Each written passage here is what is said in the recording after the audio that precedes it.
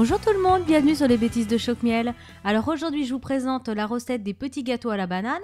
Alors soit vous en faites des petits gâteaux style muffin, soit vous faites un cake à la banane, donc un cake entier, ce qui est pas mal aussi. Donc là j'ai fait la version style petit muffin pour changer et c'était bien sympathique. Donc tout ça en vidéo. Alors pour commencer cette recette, on va déjà s'occuper de la cuisson des bananes. Donc vous prenez une grande poêle, vous mettez à feu moyen et là vous allez faire fondre une partie du beurre et une partie du sucre. Donc quand le mélange beurre-sucre est devenu bien liquide, vous allez pouvoir ajouter les rondelles de banane. Donc vous mettez à peu près 4-5 bananes, ça dépend de la grosseur, hein, mais plus il y en a mieux c'est. Hein. Si vous voulez en mettre 6, c'est possible. À la fin vous allez voir ça va faire une sorte de purée, ça va être vraiment bon. Donc, quand tout est bien fondu, vous ajoutez les bananes et là, vous allez les laisser comme ça un petit quart d'heure sur feu doux moyen. Il faut qu'elles commencent à changer de couleur, à se caraméliser un petit peu, à devenir toutes tendres.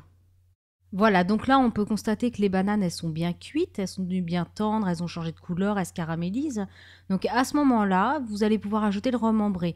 Donc si vous n'avez pas de rhum ambré, vous en mettez pas, mais c'est quand même, dans cette recette, ça apporte vraiment quelque chose. Donc si possible, avec le rhum. Donc vous remélangez un petit peu, comme ça l'alcool s'évapore, et juste 2-3 minutes, et ensuite vous éteignez le feu et vous réservez. Alors ensuite, vous allez prendre un petit saladier, vous cassez vos 3 œufs bio dedans et vous ajoutez le reste du sucre. Donc là, c'est du sucre cassonade.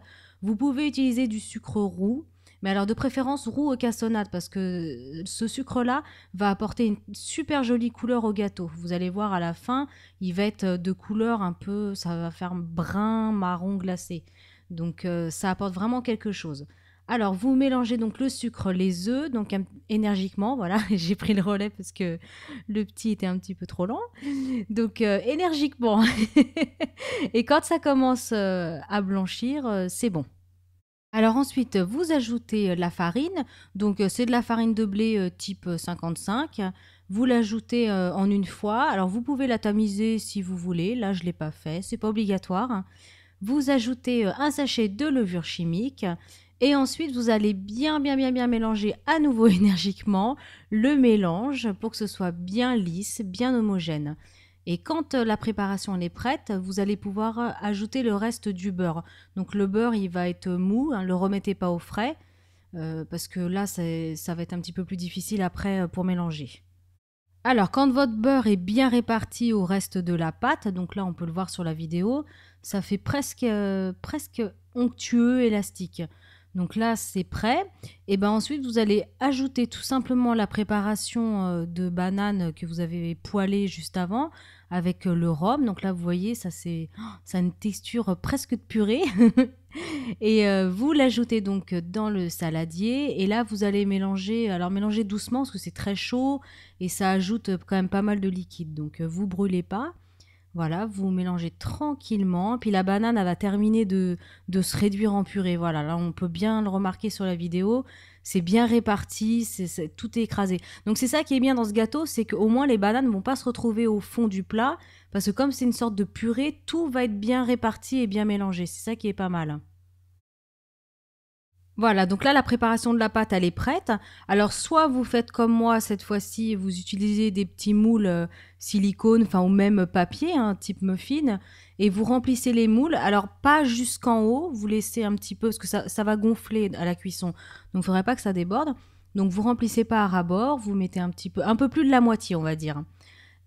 Après, moi, j'ai complété avec des petits moules à pain parce que j'avais pas assez de moules en silicone. Et sinon, vous pouvez faire un seul gâteau, donc un cake, ou même, un autre plat qui va au four. Hein, et vous pouvez le faire rond, en forme de cœur, en forme de ce que vous voulez. Donc voilà, vous allez enfourner tout ça pour 25 minutes à mi-hauteur, à peu près 180 degrés. Donc ça va assez vite. Vous plantez un petit couteau à la sortie du four, hein, comme ça, si vous voyez, quand même, vous surveillez la cuisson. Si ça ressort trop humide, c'est qu'il faut prolonger un petit peu la cuisson au four. Et puis, si le couteau ressort avec la pointe sèche, c'est que c'est bon. Vous pouvez éteindre le four et les déguster. Voilà, donc si vous pouvez attendre quand même qu'ils refroidissent un petit peu, c'est toujours plus sympa de les manger tièdes, enfin au froid, parce que bon, à la sortie du four, ça brûle. Bah sinon, voilà, nous on a fait une expérience avec Maxime, on a tartiné du Nutella sur le dessus, et c'est une tuerie. Franchement, c'est quelque chose à essayer. C'est vraiment le mélange de toute façon banane Nutella est déjà délicieux, mais alors là, sur ces petits gâteaux, c'est vraiment vraiment très bon. Donc voilà, eh bien je vous souhaite un bon appétit, une très bonne recette et vous pouvez retrouver les proportions sur le blog www.chocmiel.com, sur YouTube et sur Facebook en cherchant Choc Miel. À bientôt.